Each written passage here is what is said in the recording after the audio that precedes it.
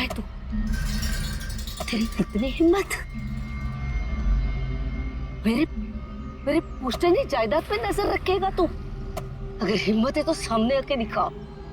मेरे घर की तरफ बढ़ता हुआ तेरा हर एक कदम तुझे भारी पड़ेगा, भारी पड़ेगा।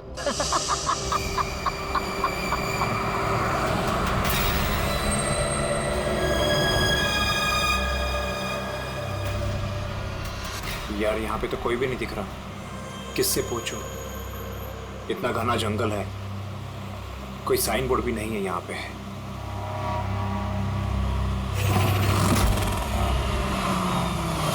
अरे भाई साहब, ये पिपलिया गांव का रास्ता यही है ना?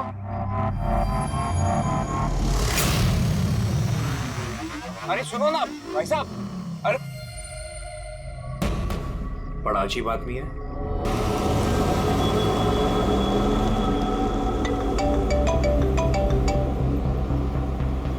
Hi baby.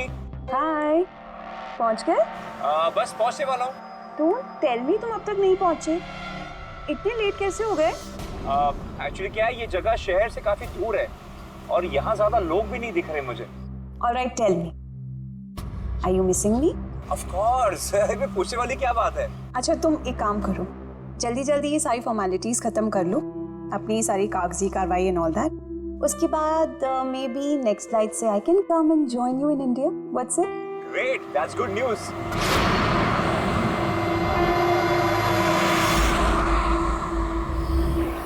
अच्छा बेबी, मुझे लग रहा है कि मैं पहुंच गया हूँ, वो मकान दिख रहा है मुझे। अरे ये गेट क्यों बंद है?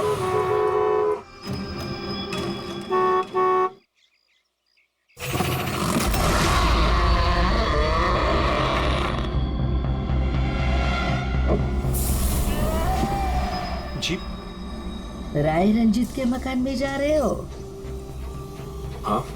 मत जा, वो तेरी जिंदगी की सबसे बड़ी गलती होगी। मत जा। लेकिन आप कौन है?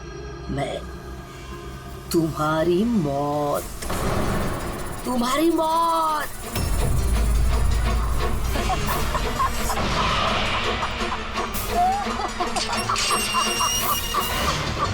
बुढ़िया, चल चल, अरे जा। अच्छा वरना तू भी मरेगा, तू भी मरेगा। मत जा वरना तू भी मरेगा, तू भी मरेगा। नमस्ते साहब, आप राज साहब हैं? हाँ हाँ हाँ हाँ। आइए आइए। Hello Raj, Raj are you okay? कौन था? हाँ हाँ, अरे वंदना मैं ठीक हूँ, कोई नहीं था और मैं पहुंच गया हूँ। ठीक है, बंगले पे मैं कॉल करता हूँ तुम्हें। Okay okay, you take care. हाँ, I will speak to you soon. Bye bye bye.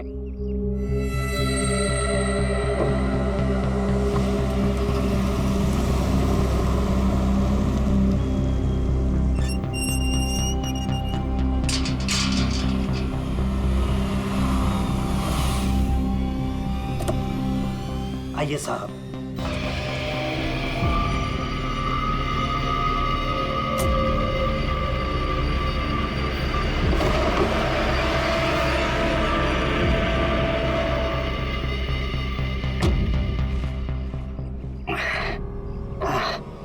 साहब, सफर में कोई तकलीफ तो नहीं हुई? नहीं, लेकिन वो औरत कौन थी? बुढ़िया औरत जो आपसे बात कर रही थी ना, लाली नाम है उसका, थोड़ी अजीब सी है। आपको उसकी बातों का बुरा तो नहीं लगा? नहीं, बुरा नहीं लगा मुझे, पर मुझे एक बात समझ में नहीं आई कि उस औरत ने मुझे यहाँ आने से मना क्यों किया। जाने दीजिए ना साहब उसकी बातों का, थोड़ी सी हिली हुई है, कुछ भी बकती रहती है। आप आइए, अंदर आइए।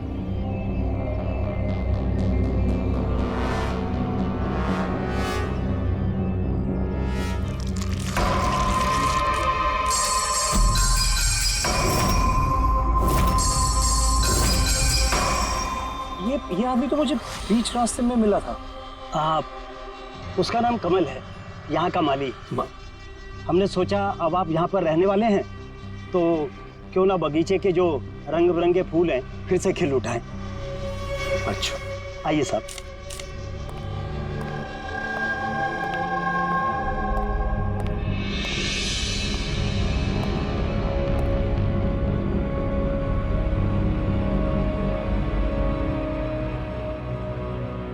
अच्छा एक बात बताइए जी। यहाँ कितने साल से काम कर रहे हैं आप? बस साहब ये समझ लीजिए कि मैंने बचपन में चलना यहीं से सीखा था, और अब इस घर से तभी जाऊंगा जब मेरी अर्थी उठेगी।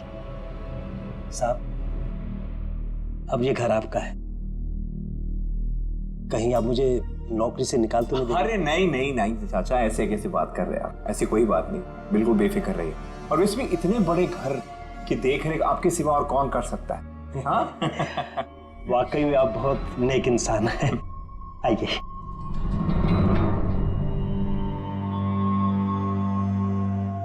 साहब ये है आपका रूम, वॉशरूम उधर है, आप फ्रेश हो जाइए, तब तक मैं आपके लिए खाने पीने का बंदोबस्त करता हूँ। ठीक है। ठीक है साहब।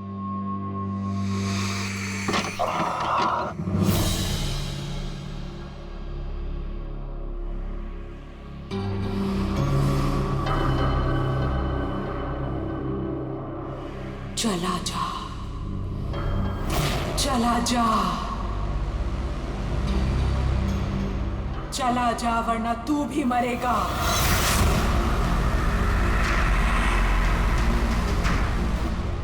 कौन?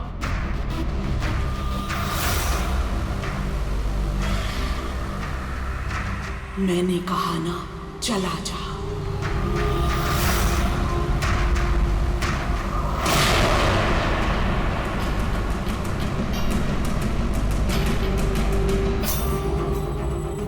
कौन है?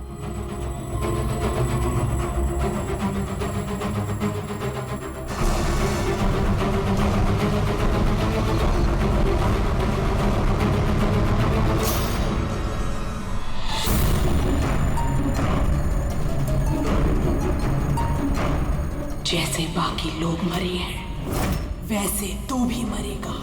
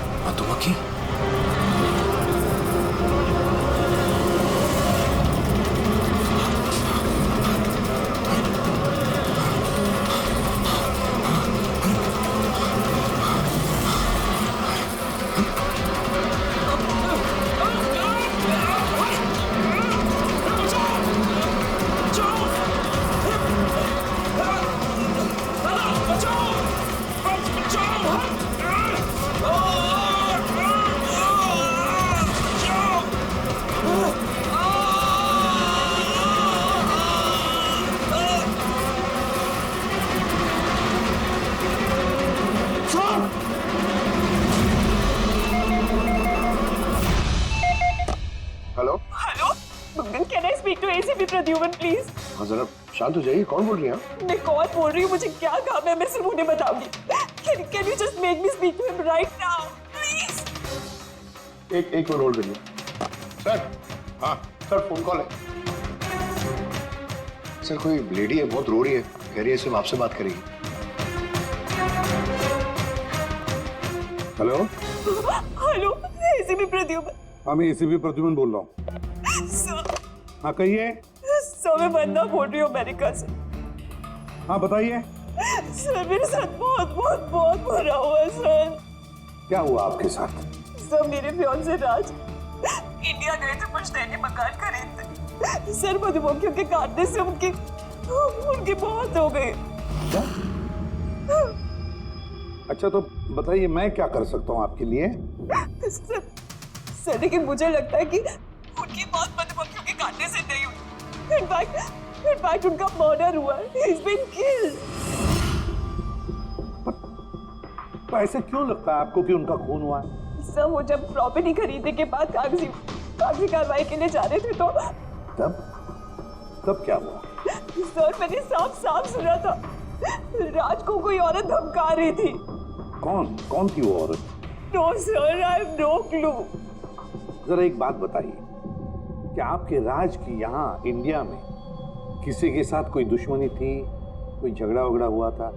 नहीं सर, राज की किसी के साथ कोई एनिमिटी, कोई दुश्मनी नहीं थी। इनफैक्ट राज तो इंडिया में किसी को जानता ही नहीं था। तो फिर कौन कर सकता है ये? कौन जान ले सकता है राज की?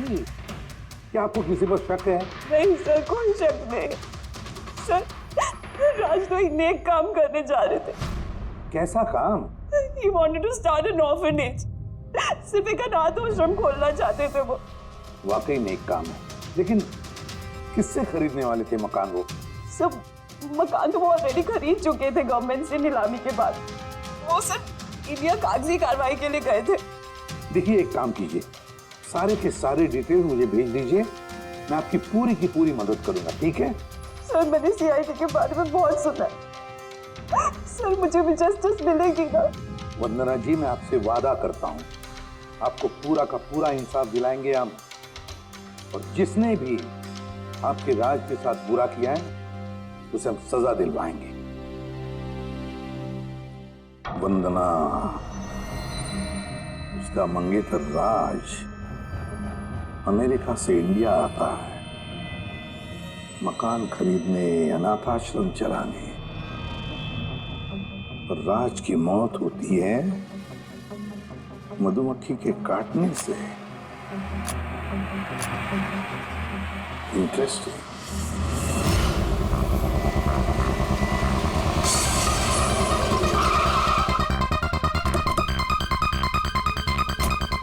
सर यही वही बंगला है जो राज ने सरकार से नीलामी में खरीदा था। अच्छी खासी प्रॉपर्टी लग रही है। आप देखभाल करते हो उस जगह की? जी हाँ, कहिए। कहेंगे आप, हम सिर्फ सुनेंगे। क्या मतलब? सीआईडी? क्या बात होगी सर? राज राकेश नाम के एक आदमी का खून हुआ है यहाँ पे। बहुत बुरा हुआ सर उनके साथ। उन्होंने ही सरकार से ये मकान खरीदा था। हाँ, उन्हीं की बात कर रहे हैं। उनका खून नहीं हुआ, मधुमक्खियों के काटने से उनकी मौत हुई है। मैंने खुद अपनी आंखों से देखा था। देखा होगा आपने, लेकिन यहाँ इस बंगलों में आने से पहले किसी औरत ने उन्हें धमकी दी थी। कुछ जानते हो उस औरत के बारे में? अच्छा, वो लाली साहब, वो बुढ़िया तो बेतुकी बेसर की बातें करती रहती है। आप उसकी बातों को गंभीरता से मत लीजिए। क्या गंभीरता से लेना और क्या नहीं वो हम तय कर लेंगे। आप ये बताइए कि वो लाली वो रहती कहाँ है? कहीं भी नहीं सर। कहीं भी नहीं मतलब? उस बेचारी का ना तो अपना कोई घर है और ना ही कोई अपना परिवार। बस दिन भर इधर उधर घूमती रहती है। नहीं, कहीं तो बैठती होगी, खाना वाना खाती होगी। कोई एक जगह होगी ना जहाँ पे वो रहती होगी ज्यादातर। हाँ, पास में एक तालाब है, अक्सर वहीं बैठी रहती है। अच्छा, दे क्या तुम इस लाली से मिल लो, तब तक इस मकान का चक्कर लगा लेता हूँ मैं। ठीक है, अब जरा वो जगह दिखाओ जहाँ पे खून हुआ था। आइए साहब। राज साहब यहाँ गिरे पड़े थे।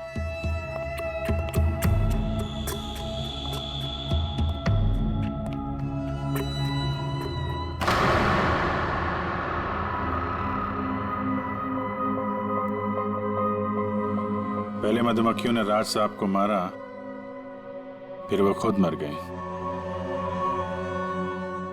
ये मधुमक्खी के हमले यहाँ पे अक्सर होते रहते हैं क्या? नहीं साहब, इससे पहले तो मैंने एक मधुमक्खी भी नहीं देखी यहाँ। पता नहीं राज साहब के पीछे इतनी सारी मधुमक्खियां अचानक कहाँ से आ गई। राय रंजीत की हवेली से आ रहे हो ना तुम लोग? राय रंजीत की हवेली से आ रहे हो ना तुम लोग?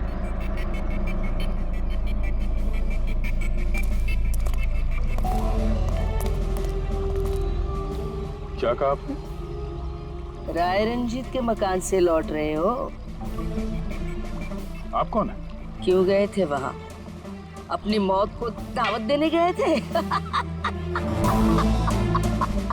सर लगता है ये लाली है। आप लाली हो ना? हाँ, तुम्हें किसने बताया? तुम्हें राय रंजीत के जासूसों ने यहाँ भेजा है? हाँ, उन्होंने ही भेजा है ना यहाँ पे। कौन कौन राय रंजीत?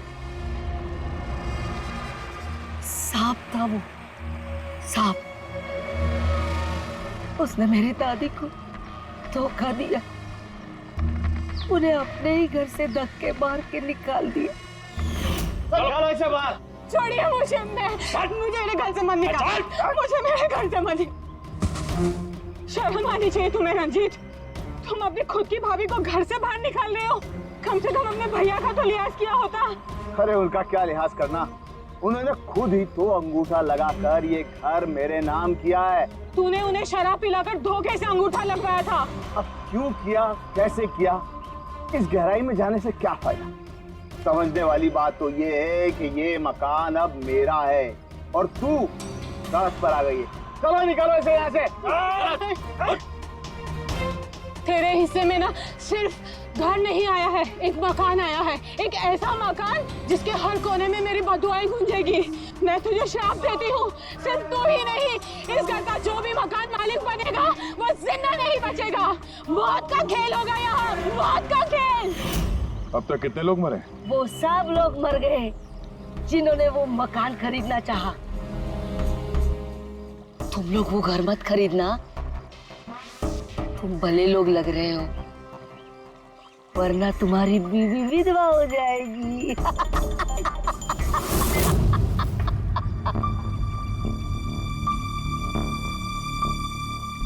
माँ जी, ये कुछ पैसे हैं, काम आएंगे।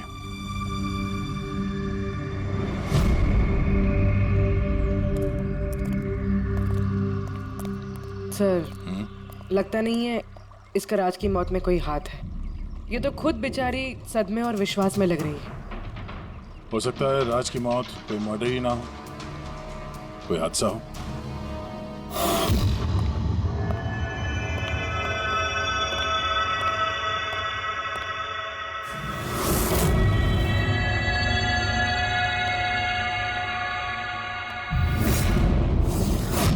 अरे ये कमरा खुला कैसे है? ये तो बंद था। एक मिनट रुको, शायद राज ने खोला।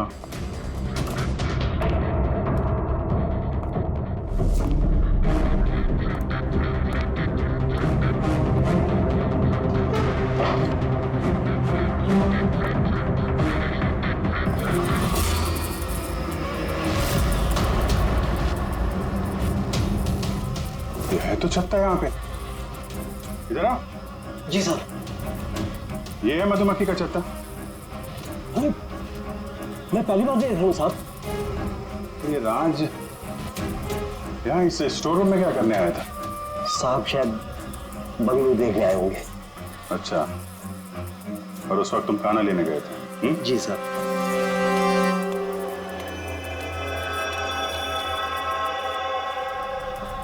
वो कौन है? वो कमल है साहब, यहाँ का माली। जब राज साहब की मौत हुई थी तो ये था यहाँ पे? जी हाँ था।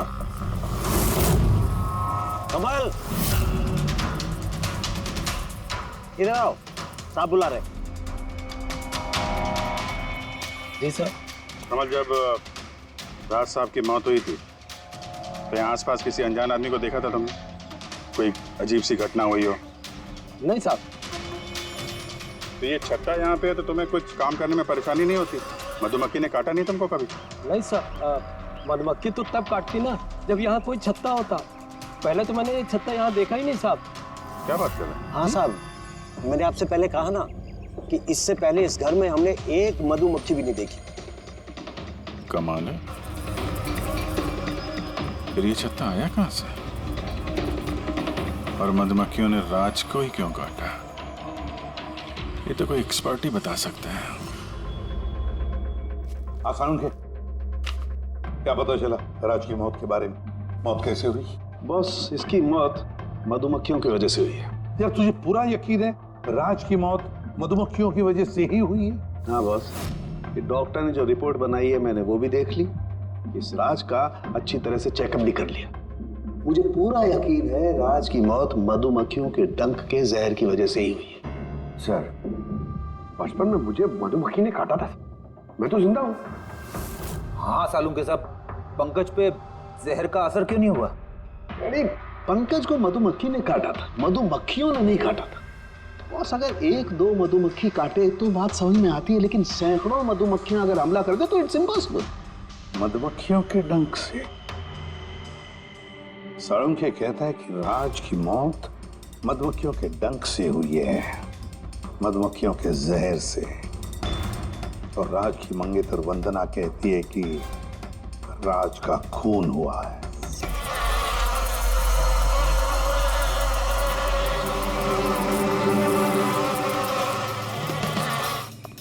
100% इस छत्ते को बाहर से लाकर यहाँ पर लगाया गया। मधुमक्खी के छत्ते को किसी और जगह से लाके किसी और जगह लगाया जा सकता है? इतना आसान है? इतना मुश्किल भी नहीं है। शहद के व्यापार के लिए अक्सर ऐसा किया जाता है। आप बता सकते हैं कितने दिन पहले इस छत्ते को यहाँ पे लगाया गया? ज़्यादा दिन नहीं, लगभग 2-3 दिन। सर अगर मान भी ले कि खूनी ने ये छत्ता यहाँ पर इसलिए लगाया था कि वो राज को मार सके, लेकिन उसे कैसे पता था कि ये मधुमक्खियाँ राज पे ही हमला करेंगे, किसी और पे नहीं?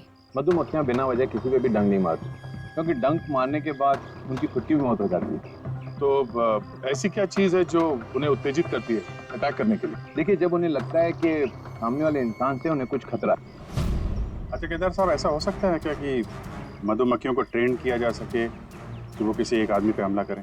कैसी बातें करते हैं अभिजीत साहब, ये मधुमक्खियाँ शार्प शूटर नहीं कि कोई भी इन्हें कह दे कि फलां फलां को डंक मार कर आ जाए। अच्छा, आपने अभी भी कहा कि ये मधुमक्खी किसी को काटने के बाद ये खुद भी मर जाती है, तो ऐसी क्या मजबूरी है कि वो किसी को काटती है?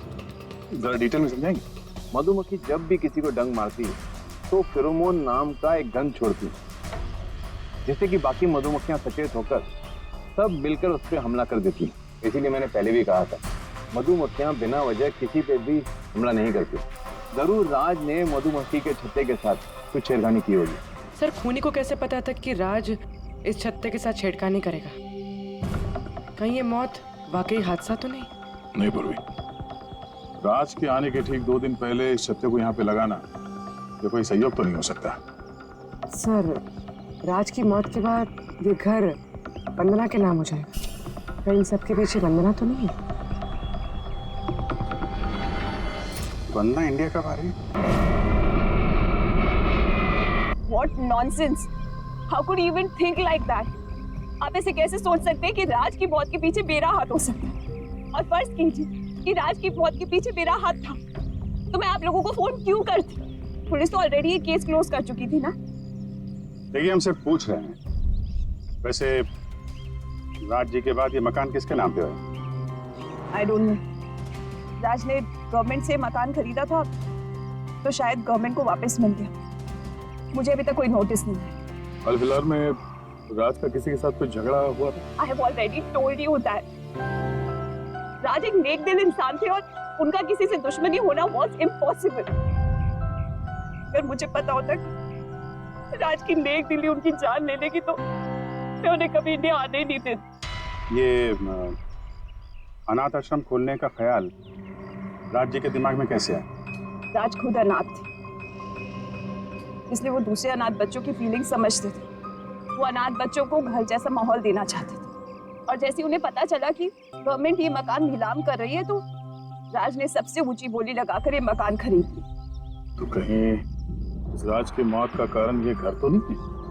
हो सकता है कोई और भी इस घर को खरीदना चाहता था, राज बीच में आ गया इसलिए। What? कोई इतना नीच कैसे हो सकता है? इस दुनिया से इंसानियत उठ गई है क्या? इंसानियत है वंदना जी, इंसानियत है, लेकिन कुछ लोग हैं जो इंसानियत में जहर घोलने पर तुले हुए हैं। पता करते हैं किस किसको दिलचस्पी थी इस प्रॉपर्टी में। देखिए सर, मैं आप लोगों को नहीं बता सकता हूँ कि राज जी के अलावा किन किन लोगों ने इस नीलामी में हिस्सा लिया था। सॉरी। क्यों नहीं बता सकते? देखिए, ये सरकारी सर इंफॉर्मेशन है, ऐसे किसी के साथ शेयर नहीं कर सकता हूँ मैं। हम भी तो सीआईडी का ही काम कर रहे हैं। हाँ वो सब ठीक है, लेकिन क्या है कि अगर सरकारी नोटिस मिल जाए तो मैं ये आपको इन्फॉर्मेशन दे सकता हूँ, उसके बिना नहीं दिखा सकता सर। नोटिस मिल गया। आप खुश हैं? आप देखिए, अगर काम कायदे से होता है तो अच्छा लगता है। हाँ ठीक है, ये लीजिए, ये लीजिए। कुल मिलाकर सर 12 लोग थे जो इस बंगलों को खरीदना चाहते थे सर। इस बंगलों के पास एक्चुअली सरकार एक हाईवे बना रही है, इसलिए सब लोग बढ़ चढ़कर बोली लगा रहे हैं और हर कोई इस बंगलों को खरीदना चाहता है। अच्छा, ये राज जी की मौत के बाद अब ये मकान किसको मिलेगा? देखिए, राज जी ने कागजी कार्यवाही पूरी नहीं की थी, इसलिए नीलामी अब दोबारा से होगी और जो विजेता होगा उसको ये बंगलो मिल जाएगा। आई सी। और ये नई नीलामी कब होगी? देखिए सर, अभी उसकी डेट तो तय नहीं है सर, लेकिन आपको एक बात और बताना चाहूंगा सर कि राज्य से जितने भी बिल्डर्स थे वो काफी भड़के हुए थे, काफी नाराज थे, क्योंकि उन्होंने सबसे ज्यादा बोली लगाई थी। नहीं सर, एक्चुअली उन्होंने डेडलाइन के बाद बिड सबमिट की थी सर, इसी वजह से लोग नाराज थे उनसे। हाँ, लेकिन अगर डेडलाइन के बाद उन्होंने बिड किया था तो सरकार ने एक्सेप्ट कैसे कर दिया? सर एक्चुअली वहां पर वो अनाथ आश्रम खोलना चाहते थे और सर अमेरिका से जो इंडिया का वक्त का फर्क है सर वो 9.5 घंटे का है, इसलिए सरकार ने वो बिड एक्सेप्ट कर ली थी। देखिए, अब घर तो उसी को मिलेगा जिसकी किस्मत में होगा सर। किस्मत में नहीं भी होगा तो उसने अपनी किस्मत की रेखाएं बदलने के लिए कोशिश तो की होगी और जरूर इस लिस्ट में से ही कोई होगा वो। ललित जी, अब तो ये दोबारा नीलामी होगी, तो जिन लोगों ने अप्लाई किया है इस दूसरी नीलामी के लिए, क्या हम उनकी लिस्ट देख सकते हैं? नो सॉरी, ये लिस्ट आपको मैंने इसलिए दिखा दी कि ये नीलामी हो चुकी है, लेकिन वो जो नई लिस्ट आने वाली है सर वो तो आप किसी भी कीमत पर नहीं देख सकते। अरे अरे अरे अरे सारंगी, तू क्या करने क्या जा रहा है यार? क्या सुन रहा हूं मैं? जो सुना है सही सुना बस। क्या सुना? रिजाइन हो रहा है तू? हाँ। क्यों क्यों? बस मेरा टाइम आ गया। क्या टाइम आ गया? 1 मिनट टाइम है यार अभी। अरे ये टाइम नहीं यार। तो फिर देखो, हर इंसान को लाइफ में एक न एक दिन रिटायरमेंट लेना पड़ता है ना, चाहे वो क्रिकेटर हो, म्यूजिशियन हो, कोई भी हो। मेरा भी टाइम आ गया, मैं भी रिटायरमेंट ले रहा हूँ। अबे कहाँ जा रहा है तू? ये देख लो। ये क्या है? देख लो देख लो। यार क्या तू कर रहा है सारुण? के समझ में नहीं आ रहा है ये। एयर टिकट कहाँ जा रहा है? हाँ, लंदन। अरे वाह रे वाह। पंकज कैंसिल कर। नहीं कैंसिल नहीं होगा। अबे रिफंड मिल जाएगा, पैसे वापस मिल जाएंगे, कल की टिकट है, डोंट वरी। मुझे रिफंड नहीं चाहिए, मैं जा रहा हूँ वापस। यार तू ऐसे कैसे जाएगा? क्या हुआ क्या? अरे इतनी बड़ी गलती होगी कि शर्म आ रही है अपने आप पर। ऐसी कौन सी गलती हो गई? वो मधुमक्खियों वाला केस। ओहो, मधुमक्खियों वाला केस। हाँ यार, हादसा नहीं है बॉस, वो खून है खून। यही मुझसे गलती हो गई। मधुमक्खी के एक्सपर्ट से बात हो गई तेरी? क्या बताया उसने? यार एक्सपर्ट से भी बात की, मैंने अच्छी तरह से चेक भी किया, तब मुझे पता पड़ा ये तो हादसा नहीं है, खून है। मधुमक्खियों को तो वो हथियार के तौर पर इस्तेमाल कर रहा है यार। सालों के सब वो किसे? देखो, मधुमक्खियां कब आती हैं इंसान के पास? जब उन्हें फेरोमोन की गंध आती है, तभी ना। हाँ, जब उन्हें इंसानों से खतरा लगता है तब मधुमक्खियां इंसान के पास आती है, डंक मारती है। बस यार, यही मुझसे गलती हो गई। ये मैंने सोचा ही नहीं कि फेरोमोन तो बनाया भी तो जा सकता है ना यार। हाँ यार, फेरोमोन तो आर्टिफिशियली भी बनाया जा सकता है, लेबोरेटरी में, फैक्ट्री में। मतलब किसी ने ये आर्टिफिशियल फेरोमोन बनाया और वो किसी भी तरह से राज के शरीर पर लगा दिया, बस मधुमक्खियां आ गई और उस पर अटैक कर दिया। सारुण के उठ उठ उठ, पिपलिया गांव चला जा। वहां पे जहाँ पे राज का खून हुआ, राज का सारा सामान चेक कर, पता तो चले ये फेरोमोन वहां पर आया कैसे और किसने इस्तेमाल किया ये फेरोमोन राज पर। Yes boss. ये रहा सर, राज का सारा सामान इस सूटकेस में। ठीक है। सर एसीपी साहब बता रहे थे आप रिटायर होने वाले हो। कब है आपका लास्ट वर्किंग डे?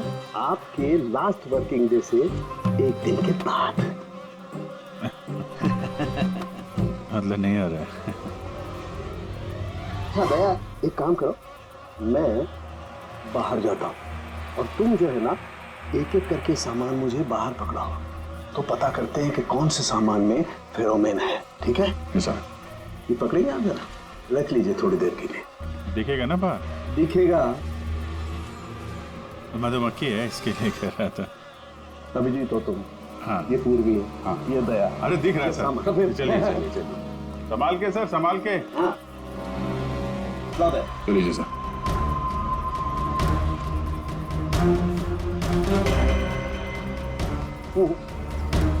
नहीं, इसमें फेरोमोन नहीं।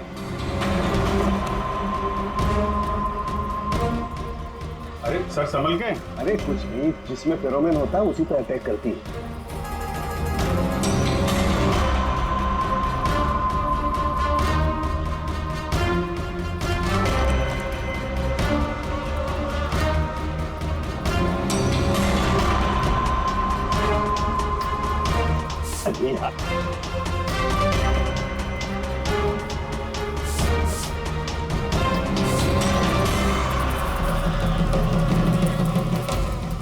हरकत हुई, देखो देखो, अटैकिंग मूड में आई है ये मधुमक्खी, देखो।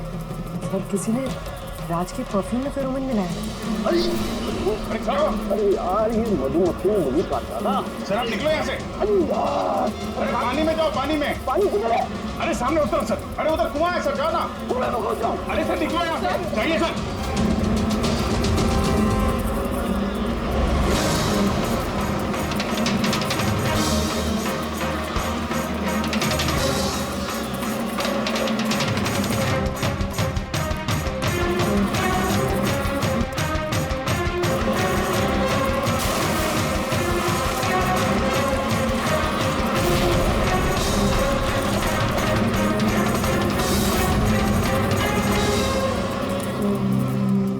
आप ठीक हो सर? बाप रे बाप, ये मधुमक्खियां आपको रिटायर नहीं होने देंगी सर। बाहर निकालो मुझे। आइए आइए आइए सर। मधुमक्खी, अरे नहीं, आइए आइए सर, आइए। हेलो जी, नमस्ते, कैसे हैं आप? जी मैं चंदूमल फंडूमल कंकेशवास। अरे वाह, बहुत लंबा नाम है आपका। बताइए क्या काम था आपको? जी वो नीलामी के लिए आया था मैं। वो पुराना वाला बंगलो हाईवे के पास, वो खरीदना है मुझे। सर ऐसे नहीं खरीद सकते हैं सर, उसमें नीलामी होगी तभी वो जो जीतेगा वही खरीद सकता है। अरे तो पैसा लगाएगा ना, मैं पैसा लगाएगा। देखिए अब टाइम नहीं बचा है, सिर्फ 15 मिनट बचे हैं, आप लेट हो गए। अरे क्या बात कर रहे हैं सर, 15 मिनट में क्या क्या हो जाता है। ये देखिए ना, मैं तो ये बेड का लिफाफा भी लाया हूँ, ये देखिए। राकेश इधर रजिस्टर लेकर आ।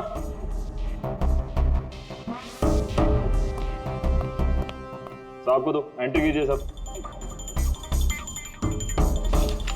हाँ यहाँ पर एंट्री कर दीजिए। अच्छा,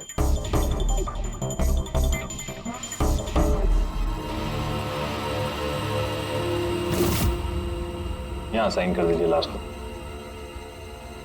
गुड, लाइक। अच्छा, वेरी गुड, ये तो अच्छा हो गया सर। वो बंगले का चाबी। और मजाक कर रहे हैं? अरे चाबी ऐसे थोड़ा ना मिलते। अरे भाई बोली लगेगी, नीलामी होगी, उसके बाद जो जीतेगा उसको मिलेगा। भाई क्या बात कर रहे हैं आप? बेट तो मैं ही जीतूंगा, ये पक्का है। भाभी और बच्चों को मेरा प्यार देना, ठीक है सर? Thank you. पता नहीं कहाँ कहाँ से चले आते हैं, कमाल है।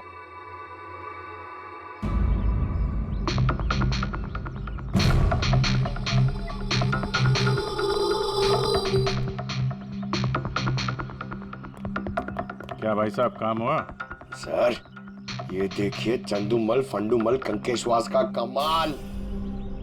Good job Pankaj. 12 में से 2 लोग हैं जिन्होंने दोबारा बोली लगाई है इस मकान को खरीदने के लिए, हेमंत और रोशन। मतलब खूनी इन्हीं 2 में से कोई हो सकता है। और जो कोई भी है, इस बार भी इस मकान को हथियाने के लिए किसी भी हद तक जा सकता है।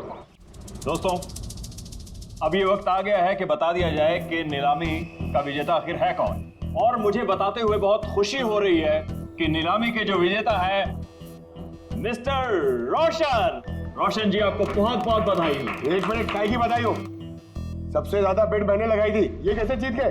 देखिए भाई साहब, आपको कोई गलतफहमी हुई है। सबसे ज्यादा बेट मिस्टर रोशन ने लगाई थी, इसलिए रोशन को मकान दे दिया गया। ऐसा हो ही नहीं सकता। मैंने बहुत ऊंची बोली लगाई थी, ये बेट मुझे मिलनी चाहिए थी। आप ऐसे ही बात कर रहे हैं सर, मैंने तीनों लिफाफे चेक किए हैं और चेक करने के बाद मिस्टर रोशन की कीमत सबसे ज्यादा थी, इसलिए मिस्टर रोशन को मकान दे दिया गया है। प्लीज कम ऑन यार, अब हार गए हो तो बच्चों की तरह रो मत। बिजनेस है, ऊंच नीच होती रहती है। बिजनेस में बेईमानी नहीं चलेगी। ये दिखाइए, आप पहले वो लिफाफे दिखाइए, मुझे अभी देखना है किसने कितने बिट करी है। दिखाइए दिखाइए दिखाइए, लाइए। मुझे भी चेक। नहीं नहीं नहीं, ये नहीं दिखा सकते, ये नियम के खिलाफ है। चीटिंग करना भी नियम के खिलाफ है। मैंने 7 करोड़ की बिट करी है। 4 करोड़ इनके अभी हेड ऑफिस से फोन आएगा और बोलेंगे कि मैंने सिर्फ 3 करोड़ लगाए। कोई फोन नहीं 4 करोड़ कम। आपके कहने से फोन आएगा। चलो उठाओ, फोन उठाओ तुम्हारा अभी। ये मुझे क्या करना है क्या नहीं करना है, ये आप मुझे नहीं बताएंगे। आप ललित जी, आप तो बड़े कायदे कानून की बातें किया करते थे और फोन भी नहीं उठा रहे हैं। भाई ये तो बहुत गलत बात है, आप ब्यूरो चलिए हमारे साथ। आप कहाँ खिसक रहे रोशन जी? आप हमें मिठाई नहीं खिलाएंगे? नई प्रॉपर्टी ली है आपने? आइए, आप ही आइए। आइए आइए। सर रोशन जी बिल्कुल ठीक बोल रहे हैं सर। सर रोशन जी का इससे कुछ लेना देना नहीं है। जो भी फ्रॉड हुआ है सर मैंने किया है। ये रोशन का जुर्म अपने सिर पर क्यों ले रहे हो? अच्छा खासा पैसा दिया है क्या रोशन ने तुम्हें? और एक बात याद रख लो, ये पैसा खर्च करने को नहीं मिलेगा, क्योंकि तुरंत फांसी होगी तुम्हें। सर इतनी सी बेईमानी के लिए फांसी चढ़ा देंगे? नहीं नहीं नहीं, बेईमानी के लिए नहीं, खून के लिए फांसी होगी। सर खून किसका खून सर? राज राकेश का खून, जिसने पिछली नीलामी में वो प्रॉपर्टी खरीदी थी। सर लेकिन मैंने किसी को नहीं मारा सर। सर मैंने नहीं मारा है सर किसी को। पता है, इस रोशन ने मारा है। तो इसकी पोल खोल दो, वरना इसके पाप का मटका तुम्हारे सिर पे फूट जाएगा। सर ये क्या कह रहे हैं सर आप? मैं भला राज को क्यों मारूंगा सर? इस प्रॉपर्टी के लिए, और किस लिए? क्या कह रहे हैं आप सर? सर मैं मानता हूं कि मैं ललित के साथ मिलकर नीलामी में छोटी मोटी हेरा फेरी करता था, पर सर एक प्रॉपर्टी के लिए किसी का मर्डर थोड़ी कर दूंगा मैं। मतलब तुम्हारे कहने का मतलब है तुमने ये खून नहीं किया? नहीं सर। चल ठीक है, पूर्वी जरा वो परफ्यूम लाना।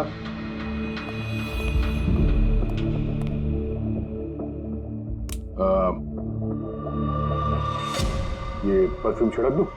हाँ? बाहर मधुमक्खियों का छत्ता है, क्या बोलता है? Sir perfume? हाँ? आपकी मर्जी सर, लेकिन हमारे इस केस से परफ्यूम का क्या लेना देना सर? मुझे वाकई पता नहीं इस परफ्यूम का कोई इस केस से संबंध है। सर जी हम सच कह रहे हैं सर, राज्य की मौत से हमारा कोई संबंध नहीं है सर। ललित बिल्कुल ठीक कह रहा है।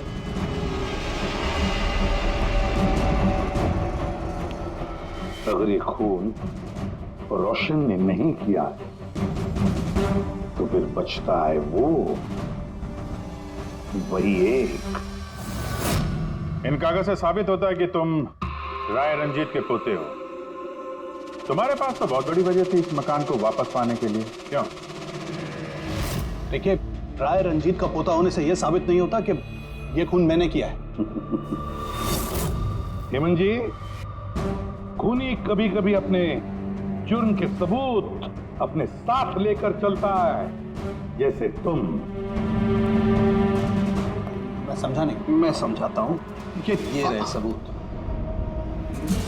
कमाल है सालू के साहब, सेफ्टी सूट पहनने के बावजूद भी आप दोनों को मधुमक्खियों ने काटा। हाँ, कभी कभी सेफ्टी सूट पहनने के बाद भी मधुमक्खियां डंक मार सकती हैं, और फिर मधुमक्खी के छत्ते को इधर से उधर ले जाने में तो और भी ज्यादा अटैक हो सकता है, नहीं? ठीक देखिए, वो दरअसल बहुत हो गया हेमंत, तुम्हारी बेगुनाही का और भी कोई सबूत चाहिए?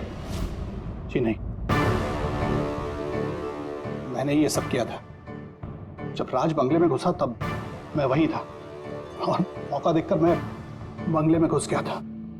मैंने परफ्यूम की बोतल के अंदर फेरोमोन मिला दिया। उसके बाद राज को आवाज से डिस्ट्रैक्ट किया, मधुमक्खी के छत्ते तक लेकर गया, और उसके बाद का काम मधुमक्खियों ने कर दिया था। मुझे मेरा पुश्तैनी मकान वापस चाहिए था। वाह रे वाह, अपने पुश्तैनी मकान के लिए तुमने एक नेक इंसान का खून कर दिया। कानून तुम्हें कभी माफ नहीं करेगा। तुम्हें कम से कम आजीवन कारावास की सजा होगी। ले जाओ इसे पंकज।